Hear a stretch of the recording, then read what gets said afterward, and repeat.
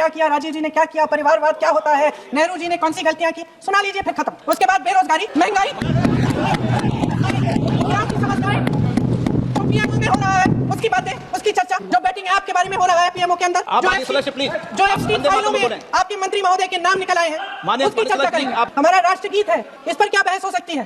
हम ये बहस यहाँ आज 2 वजहों से कर रहे हैं। पहला कि बंगाल का चुनाव आ रहा है, हमारे प्रधानमंत्री अपनी भूमिका निभाना चाहते हैं, और दूसरी वजह यह है कि जिन्होंने स्वतंत्रता की लड़ाई लड़ी, जिन्होंने देश के लिए बड़ी बड़ी कुर्बानियां दी, उन पर सरकार नए आरोप लादने का मौका चाहती है।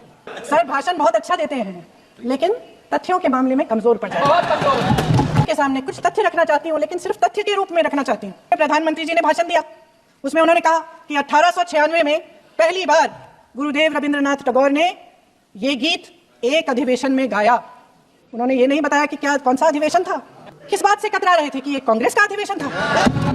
इस जवाब की एक पंक्ति प्रधानमंत्री जी ने सुनाई, बाकी पंक्तियां क्यों नहीं सुनाई? क्योंकि उनमें नेहरू जी क्या कह रहे हैं? There is no doubt that the present outcry against Vande Mataram is to a large extent a manufactured one by the communists.